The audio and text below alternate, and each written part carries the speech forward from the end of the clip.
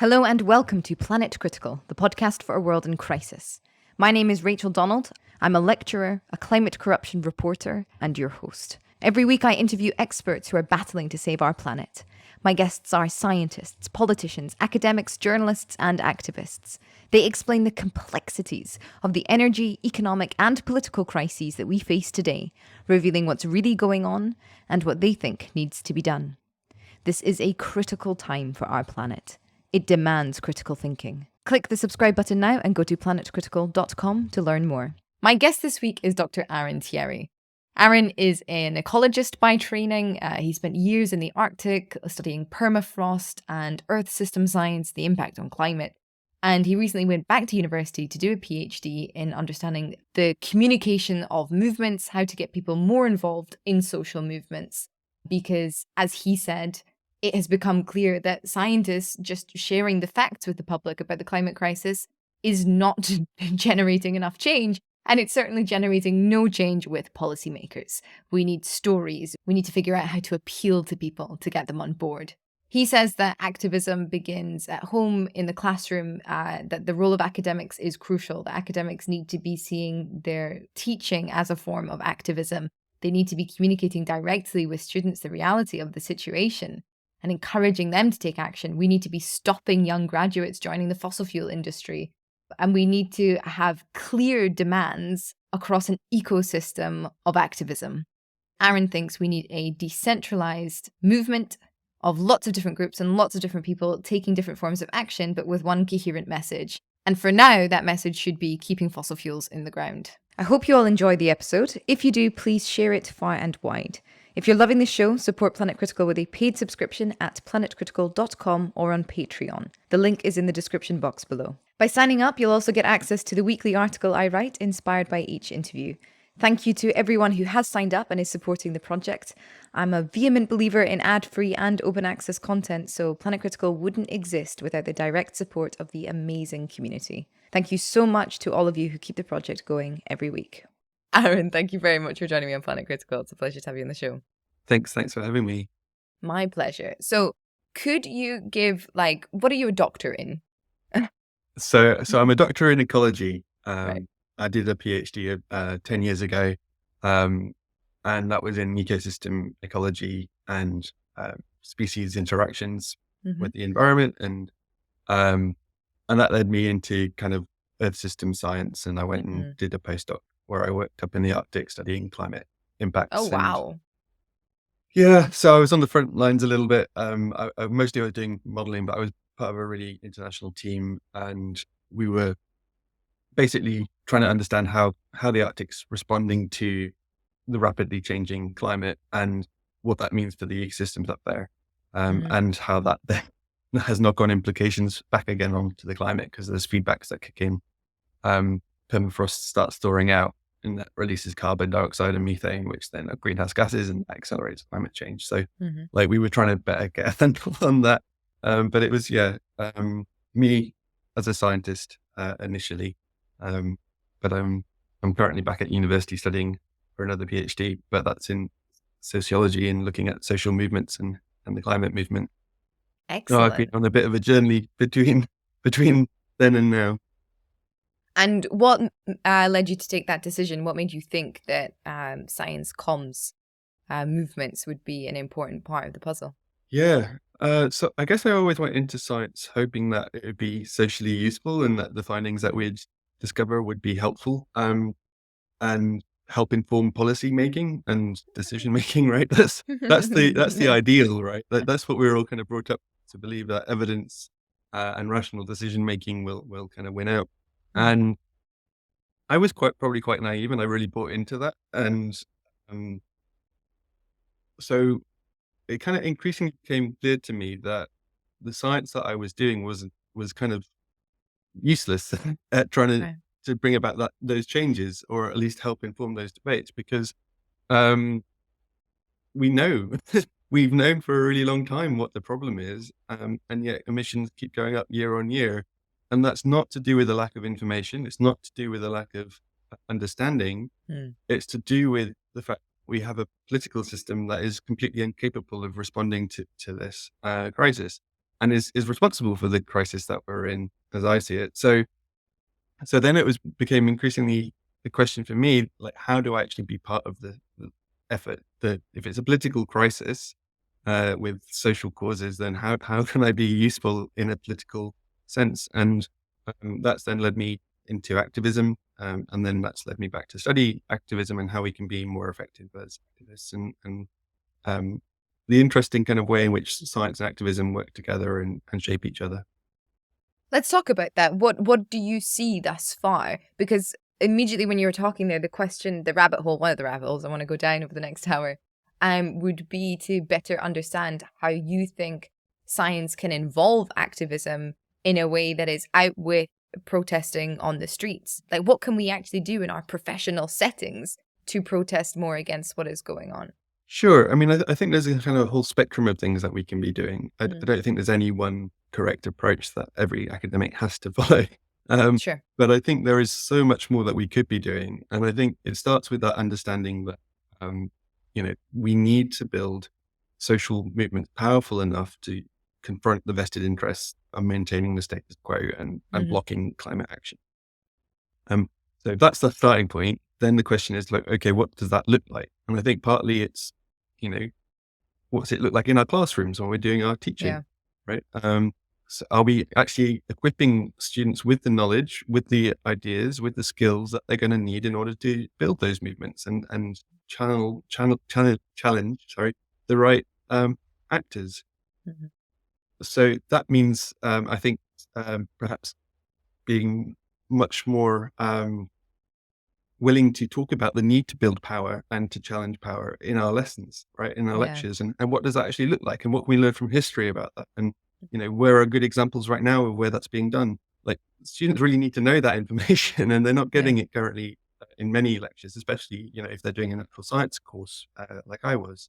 I think we also need to look at how we can work with our research. Like, how can we actually redesign our research questions so that they're actually answering questions about how do we support movements? What are good targets for them to be going to challenge, right? There's some really interesting work that was just published by researchers in Harvard this week, where they'd basically done a survey of all the kind of greenwashing adverts that had been put out by big oil companies and big airlines and things, right? And showing like just how they use like proper social science methods of discourse analysis, but then they use them to help kind of unveil the ways in which these companies are misleading the public and greenwashing, right? And that then helps activists with credible scientific information that they can use to push for change and to direct campaigns at the right places.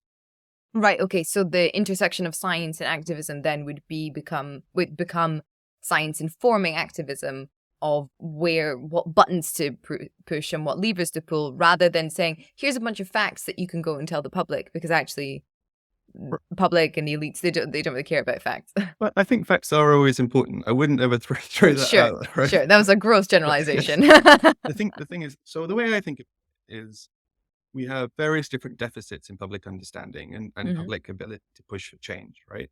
One of those deficits is still an information deficit. I think, although I think that's less now than it was, right? I think most people understand we're in a climate crisis. I think that's kind of sunk in. But look, what do we do about it? Maybe still people need to have more idea as to what solutions there are available and so on. Yeah. But then there's kind of another problem, which is kind of like the salience deficit of like, how immediate does it feel? And like, how often do we talk about it? How often do we kind of engage with climate change on a day-to-day basis? And I think that's like a communications deficit, right? That's where we need our creatives, our storytellers, our artists, finding ways of like helping people engage on it in a meaningful sense, like with what it means for their own lives and what they want to do with their lives and the kind of communities they want to be part of and all of those things, right? So that's another challenge. And then there's a third challenge, which I think probably the most important of all, which is the kind of power deficit and the fact that we're just completely outgunned at the moment still by the power of the fossil fuel industry and their allies. And if we're going to take that on, which we have to, there is good efforts already out there trying to do that, But if we're going to succeed at that, then we're going to need to grow that power as a movement and build much more powerful and effective um, and interconnected movements, really. So that's how I see it now. um, so I think we Yeah. need to do all three of those, right? We need to, and depending on what your skills and things, you might be more drawn to one over another. This ties in beautifully, I think, to ecology and to ecosystems, because to go up against and this is a word I use all the time on the show, but the monolith of power that exists and the monolith of propaganda and just the Goliaths, Yeah, essentially. right. We are going to need such a diverse ecosystem that has different actors doing different things at different points in order to increase its resilience and in order to also evade being trapped again in a power deficit. We need to constantly remain a moving target. Yeah, that's a really nice way of putting it. And as an ecologist, I'm really drawn to that metaphor of an ecosystem of approaches. I think that's exactly right. We have to have a whole, I mean, like I said, people have different skills, different interests, different talents, and those change over time, right? So people can be involved in different projects at different points. And I think Yeah. like the main thing is that we have as many people involved in pushing for change as possible in the way that they're most suited to. So, but I think that again, how do we join up these different groups so that Yeah. they are working in concert and pushing in the same direction up against the powers, those Goliaths that you are describing, and that needs some kind of coordination, some kind of understanding between the different groups about the role that they're playing and how it benefits each other, right? So, I think there's definitely a need to have a kind of a common aim, and I think that needs a lot of discussion and lots of open conversation between those different groups. Are we talking about a centralization of action, or just an incredibly communicative, decentralized force, which I believe we can do, but have not seen very many examples of? Yeah, I mean, I think that's kind of happening already. I think, we're seeing, depending on, the kind of an understanding that one of the key tasks of the climate movement now is to keep fossil fuels in the ground, right? Like Yeah. that's seen as the task that we have to achieve. And I think that understanding manifests itself in lots of different ways. But it's no longer kind of seen as, oh, well, if we just each focus on individual emissions or kind of the demand side or whatever, that's enough, right? No, it's like we have to go after supply. We have to keep that fossil fuels in the ground. We have to stop these fossil fuel projects being funded, being licensed. We have to kind of dry up the recruitment pool of students going into the fossil fuel industry and so on, right? Like, so depending on which part of that puzzle that you're trying to work on, there's different tasks and there's different ways of doing it. Like some people are, pursuing legal challenges and are being really successful at like suing these companies and so on. But the common understanding that's uniting the kind of climate movement at the moment is like, we have to push back against the fossil fuel industry, and that's that's I find really hopeful and exciting, but also like daunting as well because it's a Goliath task, like you said. Mm. And yet, we've got the UN Secretary General on our side. Mm. What a hero this week. Do you remember what he said verbatim? Just that the fossil fuel industry are bastards. We've got to stop working with them. Right. I mean, I think there's this kind of been a long time, this kind of sense that, well, it'd be better if we kind of could work in partnership with the industry and like, maybe they could transition and, if they've got all these resources, surely they can redeploy them to help us with the clean transition. And it just doesn't work like that, right? These are the same companies that for 30 years have been distorting climate science, misleading the public, Yeah. Trying to delay through lobbying and bribing politicians, the kind of the most venal kind of corruption. And then we expect them to suddenly be good guys. It just doesn't work that way, right? So I think we have to recognize that until we're powerful enough to force them to change, they're just not going to. And that's going to really take a lot of organizing. Yeah. Sure. I do think there's something a little bit more nuanced, though. I mean, I think very many activists, even 10 years ago, would have thought of the UN as a behemoth representation of philanthro capitalism and exemplar of sort of everything that's wrong, like neo-imperialism coming in a way of like, oh, but we'll hold your hand as you get better type thing. And yet the Secretary General is one of the biggest climate activists in the world, really, because of his platform. And so maybe there are, like, let's get into the weeds of it. Maybe there are people in, like, maybe not senior management, but middle management in fossil fuel companies that are up to date with the science. They have children. They are also starting to come around to the recognition that something has to change. Is it worth speaking with them? And then let's add just another level of complexity onto that, which is obviously the labor movement is very frightened of these campaigns because they're worried about people's jobs in a time of increasing inequality. So can you speak to that? Right. No, I mean, so I think there's a couple of things I guess you'd have to try and unpack there from where I'm looking at it. So, Please. I mean, obviously there's the need for a just transition, and that's got to be central to kind of how the climate movement talks about how we... And by just transition, you mean? I mean, you know, involving those workers in the discussions about the kind of jobs that would be involved, that they could transition into in a low carbon future, right? And the fact that we need to do that and at speed, but that has to be done, you know, with consent and with those communities being supported and not just abandoned as has been done in the past. Yeah. So that's key. But at the same time, I think you need to look at the way in which cultures within these organizations end up dominating and maintaining business as usual, even against the good intentions of the workers within those industries, right? So absolutely.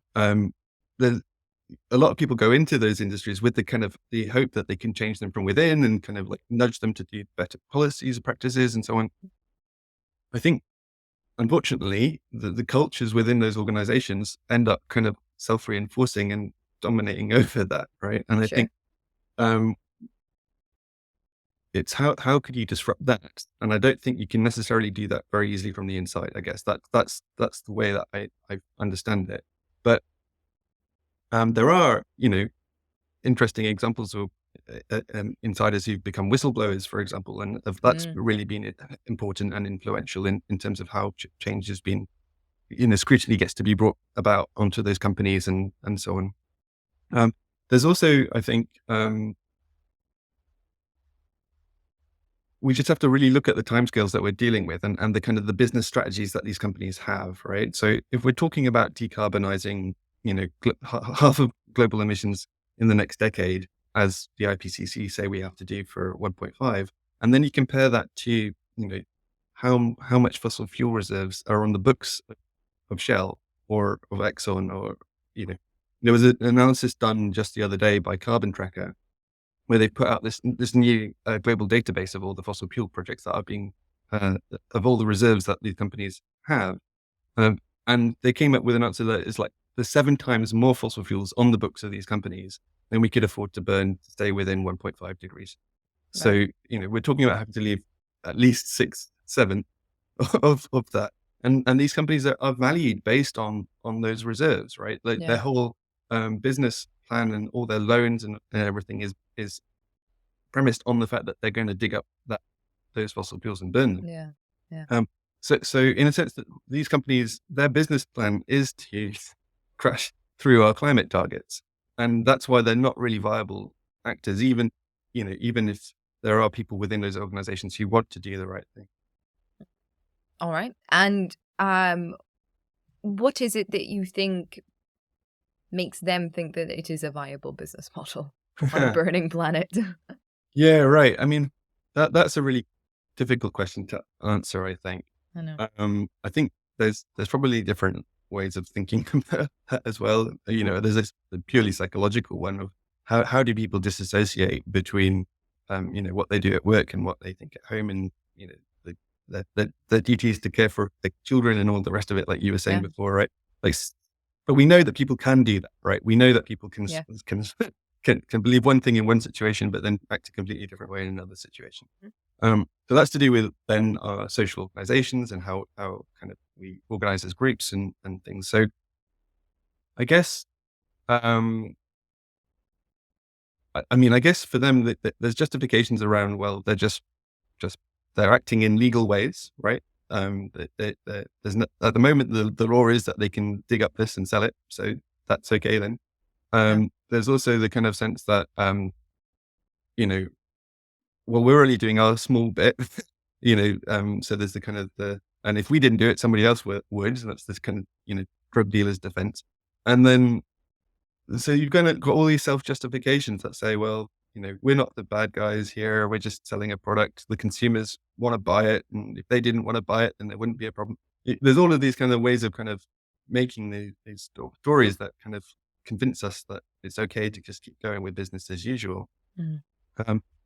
And yet they are the same companies who then spend millions of dollars lobbying governments to not take action, and spend billions of dollars on greenwashing their image to make it seem as though they're taking action when they're not, so that public don't know to ask for more. And so there's this kind of constant kind of perpetual kind of efforts to just keep going with the status quo and to resist change. And that's what has to be overcome. So I think that the hardest thing maybe is this kind of sense that, well, people just don't believe that we will meet our targets, right? So there becomes a kind of common sense behind the scenes that actually, well, those climate targets are a bit of a joke, really. Everybody knows we're not going to meet them. But then without then thinking through the consequences of that, of like, well, if we don't meet them, then actually we're going to start seeing mass famine around the world and breakdown of societies and, war and conflict. Like there is kind of like somehow, again, we've disassociated the implications of our choices with what the consequences will be. But I think a lot of that is in the marketing of these messages from the UN, from COP. 1.5 has become a dissociated number entirely. Even that, like, we don't say 1.5 degrees centigrade. It's just 1.5. It is this magic number. And it is so abstracted from the scale upon which it exists and represents that people don't talk about 1.4 or 1.3, failing to understand that 0.1 of a degree has a huge impact. We shouldn't be aiming for 1.5. We should be aiming for everything under 1.5. And this is kind of, sorry, do you want to speak to that? Well, I think you're hitting on something really, really important here. And again, this is a question that I guess goes back for scientists and how we communicate about that, and the way in which these discussions have come out of a kind of a very scientific and technocratic framing, rather than maybe more of a justice-centered framing of like what is it we're actually trying to achieve and what is it we're trying to prevent. But I was at a conference just this week where they were talking about the fact that 1.5 is definitely not a safe target. We're already seeing like certain climate tipping points being triggered, where we're looking at potentially the loss of ice sheets in Greenland and things that will kick in and will take a while to fully melt. But at that point, you can't reverse it, right? And they're saying that could happen after we pass 1.5. And so there was a lot of alarm amongst the scientific community, and that they were really focused on trying to get that message out there. But again, they're stuck within this language of climate tipping points or 1.5 degrees, and not necessarily then translating into that. What does that actually mean for societies? What does it mean to have all the world coastal cities kind of being inundated, and the fact that our ports won't be able to ship grain around the world and everything, right? What does that mean? And yet we get stuck in kind of talking about the kind of climate side of it rather than the social and the human side. Absolutely. And I am concerned about the potential backlash of sort of diluting messages into these really simple stickers or placards for the public to understand, because they are in a sense misleading, right? I think so many of the public think, oh, well, if we hit 1.5, that's it, we're still fine. Whereas that is not the case. Like, societies are already disappearing. Look at what has happened to Pakistan. Look at what is happening across Southeast Asia with flooding, so much flooding and fires in other parts of the world. So I worry that people will, if people do respond increasingly well and kind of come together to do what is necessary, and then they reach the target that they have been told is the target, only to realize that the target actually does not give the world that they were hoping, which is the continuation of at least something peaceable for those of us lucky to live in a peaceable part of the world. You know, I mean, I think it's really important that we are honest. Like the changes that we've already seen, those are locked in now, right? Like those are not going to go away if we stop burning fossil fuels, right? Yeah. It only gets worse and worse and keeps locking in more and more damage. So, like I think there is a story around preventing worse, right? Preventing greater harm, preventing greater loss. That's the story that we have to talk about. But also, that the vision of a low carbon future is not actually. That there is positives there as well. So like, that and that's something that can be part of this story. But I think going back to what you were saying, I think there is a real danger though, that this 1.5 degrees, we're talking about it almost as if we're on track to reach it. And we're really not. Also right? that. That's the thing that really, really concerns me at the moment, is that there's a kind of a sense that, just because governments have pledged that they're going to reduce emissions in the future, that somehow means that we will, right? Yeah. No. And I think we really have to interrogate that. And it's really clear to me that, for example, in the UK, the government's just announced new oil and gas licensing in the North Sea. They're talking about opening up fracking in the UK. That's a continuing expansion of the fossil fuels industry, right at the time where all the world scientists, Antonio Guterres at the UN, are all saying, we have to leave all new fossil fuel developments, stop investing in them and leave those fossil fuels in the ground, right? We're seeing in the United States that, again, just yesterday, you had the head of JP Morgan Bank being interrogated in Congress about their continued investments in fossil fuels. And he said, that for America to walk away from oil and gas would be to put them on the road to hell. Well, I'm sorry, but actually it's exactly the opposite. It's like continued investment in that is what's taking us to hell, right? And for the head of JP Morgan, the largest investment bank in the world, to be thinking that is just obscene. And again, just shows that we have to really challenge these institutions, like these banks in particular, JP Morgan's invested over $400 billion in oil and gas projects since the Paris Agreement. Right? Oh, what? Yeah. And I think these are the kind of facts that I think we need to be much better at communicating, because it directs our attention to how the system is maintaining itself and continuing to prop up this fossil capital accumulation, right? So we have to go after that. And I think academics have a real duty, myself, but I think, journalists or we need to be interrogating this all the time in our media, and yet it's kind of the government's still getting a free pass, even in this, even as it's becoming so obvious that these decisions are going to really, really take us to a destructive future. So, I don't know. No, it's really, really interesting. I think it leads back to power again, because I think for the big boss of JP Morgan, an America without fossil fuels would be a form of hell for him and for his pals who live such a fundamentally different lifestyle to most people on the planet. That is, they are in their little paradise, even though I'm sure they all have mental health problems. And so I think it's also pointing fingers to what they mean. Yeah. Like, it is the exploitation of others that allows them their lifestyles. So his hell is a more equitable society, and that can be our heaven, rather than sort of letting these words float out, again, as you said, without much interrogation. I think that's true, but it's also kind of bizarrely wrong as well, right? Because I mean, I'm not disagreeing with what you were saying, but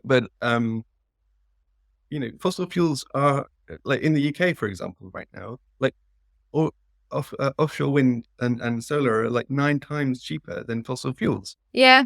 They're a much better investment in terms of energy supply for us, right? And yet we're still propping up these industries because they're the ones that put the lobbying in and have the ears of government, are properly connected into decision makers, have the think tanks working for them and so on, right? Like it's not even that it makes good economic sense. It's that it makes political sense to those elites, right? And that's what we have to, again, really talk about it like that, because I think there's a sense that, again, the just transition would mean more expensive energy or Yeah. people being laid off because there wasn't enough jobs or whatever. And it's the opposite, right? Like and that's really key to how we should be helping people understand the need for this transition. I completely agree with you. And then I think it speaks to the fact that markets in no way reflect reality, right? So it's all speculation. So if enough powerful people believe that oil and gas is the future, it will remain a good investment because they are dominating or sort of creating the paradigm that we all exist in. And yet, at the same time, as you said, oil and gas, it is incredible when you look at a graph or a chart of the decrease in prices over oil and gas. It is absolutely amazing. And also, with the IPCC reports, because of oil and gas and because more people are becoming aware of what's going on, the sort of catastrophic climate event of 6 degrees, we are making progress. We're not on progress to make 1.5, but we are making progress compared to 10, sort of 12 years ago. I think that's probably true. So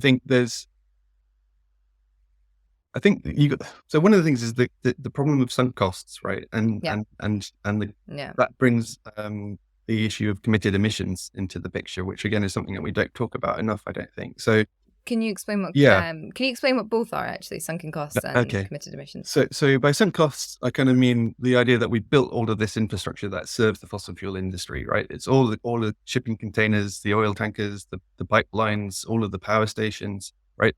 They want to run those for as long as they can, because once they've invested in them, they have to first of all pay off the investment and get their capital back.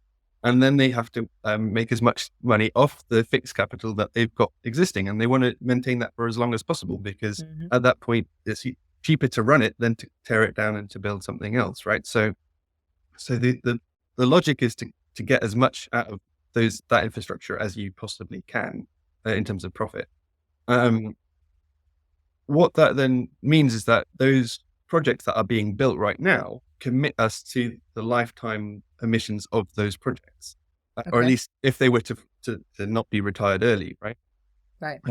And so we're still seeing new fossil fuel projects going in. Those are going to run for 40 years at a minimum, probably.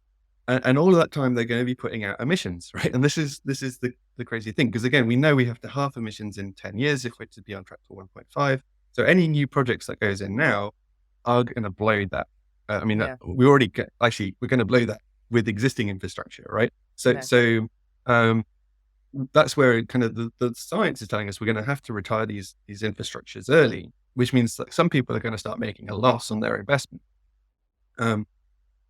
And they don't want to see that, so they're pushing back against it. And the same is true in general. And so what we're seeing is that we've inflated. It's being talked about as like a carbon bubble, right, in our economy, where these companies are completely overvalued for the reasons I was telling you before, Shell and so on. They're valued against their reserves, but they can't. If they don't dig them up, then those companies don't have the value that they say that everyone treats them as having, and therefore people's investments aren't going to be paid back, right? And that's then a huge financial liability, and that's what these banks don't want to acknowledge, because they can see that if we do start this transition, that they stand to make a big loss on their previous investments, so they keep doubling down, and that's what's really, really dangerous, because that's the kind of the logic of that means that we just keep growing this bubble, and what that puts is more and more of these kind of stranded assets, these sunk costs, that once the bubble pops, the crash will be even harder, right? So there's a lot of people, economists and so on, who realize this, like Lord Nicholas Stern and so on, who are trying to say, look, no, we really need to deflate this bubble as quickly as possible, through careful policy, regulating these companies, regulating investments, in the city and so on. And that's just not happening yet. And the government's actually going in the opposite direction, right? So again, we really need to think very strategically about, if we don't want to this transition is going to be disruptive. And that could be, but what we said before, we need to be as just as possible as well. So like these two things get more and more difficult to achieve, the longer we let this go on, because ultimately you get into the situation where you get really big economic shocks, and then it's much harder to have these kind of managed transition. Right. So every which way. Catastrophe in every which way. Well, I guess that I'm not trying to put it. Yeah, I mean, I think we've got it's trying to understand why it is that we keep getting trapped in recreating the same problems. Okay, and I'm not saying that it has to be catastrophe every which way. I think there are very clever solutions that people are proposing. Often they involve kind of nationalizing some of these companies, Yeah. or they involve, winding down the companies by massively increasing dividends and not investing in capital expenditure so that investors stay invested in those companies and so on. This goes a little bit beyond my knowledge, but it's kind of like Fascinating. people are trying to figure out how to do this. But it doesn't work if we keep inflating this bubble and keep licensing new fossil fuel projects and so on, right? Right, understood. And how do you think that I want to tie this back into movements, and I want to tie this back into your work. Do you think that from your research are the best messages things like just stop oil? When dealing with the complexities that you have just described, the fact that not only does this resource point us towards climate overshoot and earth overshoot, that using it is built on extractive capitalism, that continued use of it will also possibly cause a financial crash, is a message like just stop oil, is that the most important thing that we can do right now? That's a really good question. And I think there are, sorry, I'm going to have to stop and think about this one because it's really tricky. Yeah. It goes back to that thing around the salience problem, right? Like, how do you tell these stories in a way that connects with people? And I think there isn't one narrative that works or one story, and it's not going to happen in one single soundbite, right? We need to have these conversations throughout our lives in all different parts of our lives. But if it comes to mobilizing around certain demands, then I think something like just stop oil is actually a very good demand to be mobilizing around at this time. I think also things like insulate Britain, actually, I think it says what it is on the tin, right? Like, so I think, and it's a thing, I think the more of these demands that we have that are, have these co-benefits to them that we can see immediately, like, climate action, is Insulate Britain a climate campaign, or is it actually one about energy poverty, right? I think it doesn't have to be either, right? And that's the point, is we need to grow movements and interconnect movements of different around shared solutions to different problems. And that's the key thing, is that we need just stop oil. Okay, is that again a climate campaign? Well, obviously yes, but also maybe it's an energy security campaign as well, right? Because right now, being tied to fossil fuels is what's leading to this massive price rise and energy crisis.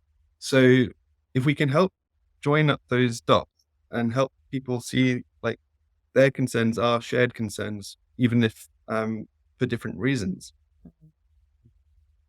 that's how you build powerful movements, in my view. And that partly around demands, but I think it's also learning how to listen to each other, and like you were saying, like, how does an environmental group like Just Stop Oil go to a trade union who represents oil workers and have a conversation about what the just transition looks like? I mean, that's going to have to be part of this too. And so it's not just about what demands we make, it's how we talk and listen to each other and shape those demands from those in understanding.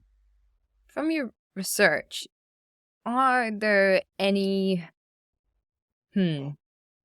what kind of messages could infiltrate these movements in a bid to stop them joining up with other movements? Like, if a fossil fuel company wanted to be smart, send in their spy, like in the way that, the labor movement is frightened of a just transition because they're worried about jobs. What other messages like that are we also sort of having to combat in the shadows? I think one of them would be the kind of the emergency message as well. So Okay. like that the climate crisis can't wait for anything. Mhm. So other issues around justice or concerns about, global justice or racial justice or whatever don't matter, because right now we're in an emergency and all that matters is that we stop burning fossil fuels. And I think that would be a Mm. really dangerous message if it was taken that way, Yeah, because that's one that can really erode this ability to absolutely. form connections between movements. That's what we need to in order to build very strong and powerful movements that can stand up to the powerful forces that we were talking about earlier. Yeah. Do you have any others? This is fascinating. So I think you're right. I think that that the climate crisis means that we're going to shrink the economy. Have to respond to that. We're going to need degrowth or something like that, which I probably would agree in principle with the kind of the analysis behind that. But if that gets sent out as a message of we're going to create a forced recession or something like that, that could be really dangerous as well. Because I think historically the environmental movement, the labor movement, have managed to be kept apart from quite successfully by, like you were saying, worries about jobs and if you start having an environmental movement that's saying, "Oh, what we need to do is shrink the economy," that sounds to a lot of people like what the environmental movement want is to lay people off, right? Yeah. So I think talking about that in terms of universal jobs guarantees or universal income and as key demands of the climate movement in order to allay those concerns and show people that actually their primary needs will be still met and they're not going to be forced out on the street or whatever. That's Yeah. kind of key. So I think those are the conversations that I'd like to see happening much more. I don't think they're happening enough at the moment. Yes, but the nuance, the understand. Totally. I remember about a year ago, I was really fortunate to have this sort of amazing array of American scientists on the show. And they all sort of said, we we are just not going to survive in the way that we think we can without fossil fuels. In fact, the world is kind of over because without a fossil fuel economy. And also we have to recognize what fossil fuel gives us in order to recognize what life will be without it. So just the fact that it's incredibly energy dense. Even though we use it, it's so energy dense that we use it incredibly Yes, inefficiently. exactly. Yeah. And but they were really adamant that there was sort of like no way out economically, socially. And then I started to interview more and more like social people on the social side, and got introduced to degrowth. And it just sort of made me aware that people will always come at the problem through the paradigm that they sort of exist, or even the paradigm that they want. Um, Left, right, center, it's going to look really, really different. But especially on nations that are built on A, imperialism, and B, capitalism, like the UK and the US, I think we are the ones that are experiencing the biggest crisis of imagination, Hmm. because that is our history. And to imagine the UK or the US, the US in particular, without capital, Yeah. like what is that? It no longer is the US. Yeah. Um, so I think it's so important to dig into the nuances of this message and to also think of what the counterattack would be and be ready with a counterattack. Yeah. No. Because Totally. Yeah. Um, And I think part of that again comes from being more careful about how we, um, yeah. So I think one of the problems with the climate movement at the moment, or in my view, is that we focus too much on the science, and we were talking about the numbers earlier on and things. Um, and it's again not saying that the science isn't important because I think it really helps us understand when we're being bullshitted, right? Like, yeah, but I think, yeah, good um, point. but I think what we really need to do is talk about these imaginaries about what the future is going to be like, Mm-hmm. what it is that we want our society to be, what we think we're living in right now. Yeah, Um, those are the conversations that I think we probably need to focus our campaigning on. absolutely. And so it's just saying listen to the science. I think is not a good strategy. And I'm saying that as someone who comes from a scientific background, and it was the science that brought me into the movement. But I really don't think that's the way that most people are going to get included. So starting with people's concerns about where they are, starting with their values, and then showing them how those values are part of the transition that we're trying to reach. Absolutely. That's key. So yeah, Absolutely. there's other people who know better how to do that than me, but there's really interesting work that's being done in the UK, for example, by Climate Outreach about how to try and have those conversations. Yeah. I get a lot of narrative people on the show. It's really, really fascinating. It's definitely sort of the crux of everything. And one of the, I haven't worked it out yet, but one of like the narrative strategies that I've been toying with is like trying to explain to people that the future is frightening when you, because of the present that you currently exist in, i.e. that your politicians, you exercise your democracy only by, or your democratic right, only by a vote every few years. And the people that you vote for don't listen to you and kind of go back. Like, of course you would be frightened of whatever future living in that present because you have absolutely no agency. Whereas if you want to change the world, even though that seems like it would be more frightening initially because there'd be more unknown variables, I think actually there'd be less unknown variables because people would be feeling a sense of agency. And therefore, well, if I'm trying to do something, at least I know the changes that I want to be made in the world will have a better chance of succeeding because I'm helping. Yeah. This kind of mix of like conservative, pull yourself up by your bootstraps and responsibility and like leftist caring or something. I think your point about agency there is really key. I think that's for me where people struggle with all of this, and it's one of the reasons that is they struggle with taking in the crisis is because they don't feel that sense of agency, and so we go into states of disavowal where we block off the problem, we hive off from it, and we just say nothing to do with me. It doesn't fit in my daily life. I don't know what to do with it, so I'm just going to not think about it, which is, to be honest, a fairly reasonable response. If you feel that there is nothing you can do, then why spend all your time and energies worrying about it, right? Yeah. But we've got to get over that somehow. We've got to help people feel that there is something that they can do so that they can start taking on the enormity of what it is that we have to, the task that's before us. And part of that is to recognize that we're not alone, right? Like that's got to be key, is that we're only playing our part as part of a much wider movement that we're connected to. And, even if we're in an organization, that's just one organization amongst hundreds of organizations that are active trying to push for change. So recognizing that we are part of a much bigger force in society, and that we're just adding our bit to that. That's, I think, a really empowering message that helps us take that step from being it's somebody else's problem to no, it's my problem, but only I'm just doing my part of it.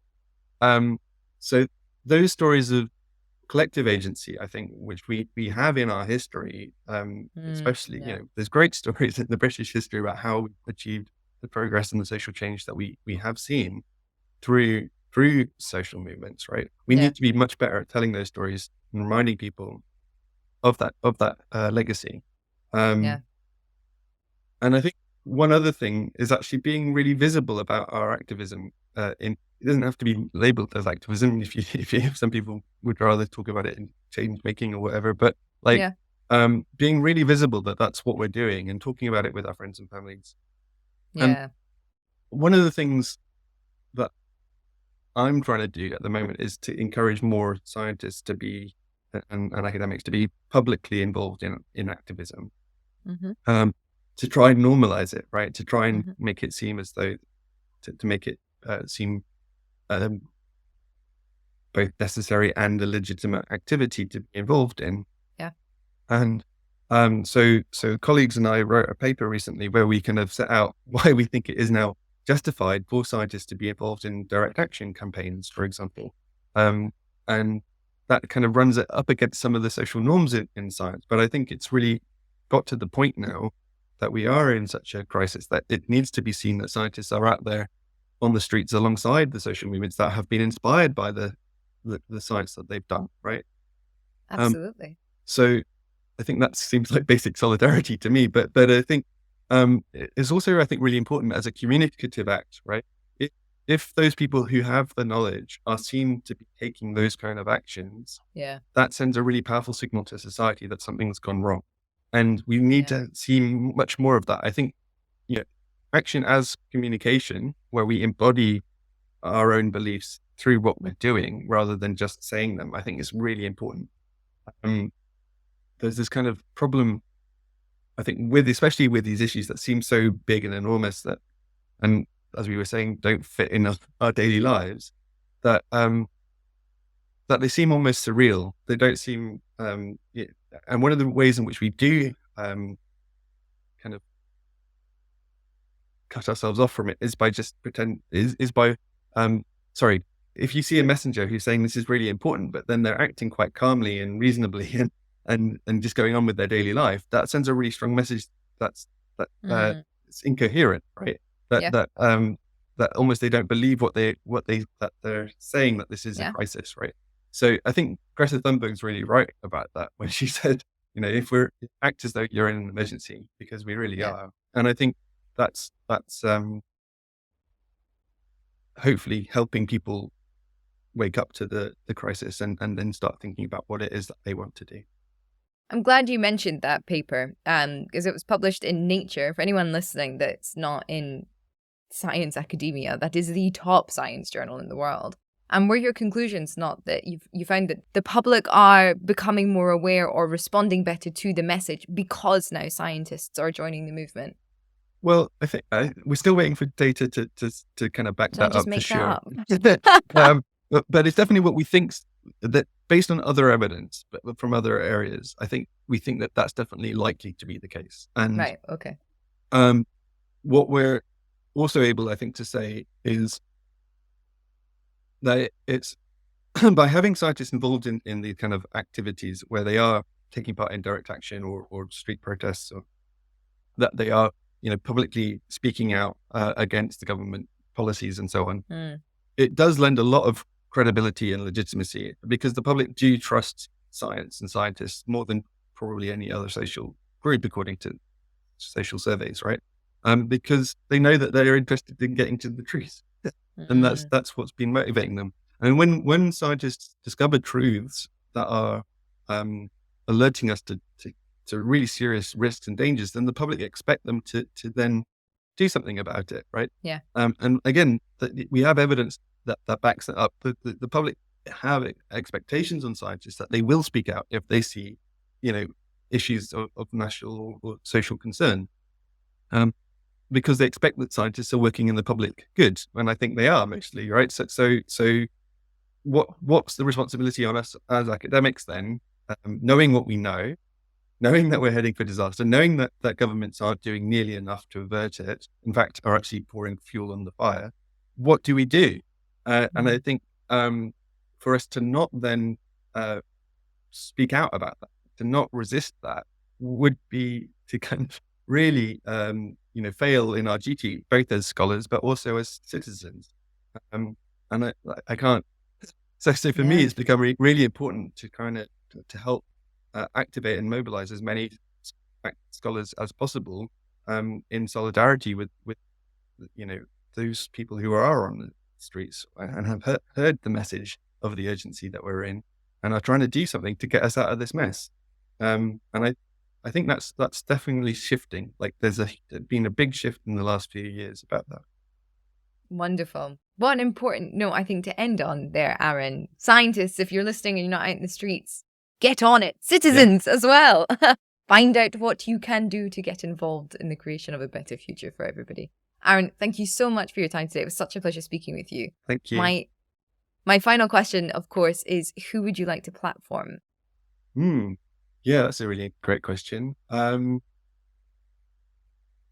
Well, I think based on what we were just saying in the conversation, I think, I'd really like to see more conversations between, workers and environmentalists together and talking about their shared concerns. And so I'd like to platform those kind of conversations between, to understand what we have in common and also where at the moment we're still, not supporting each other enough in building the better world that we need.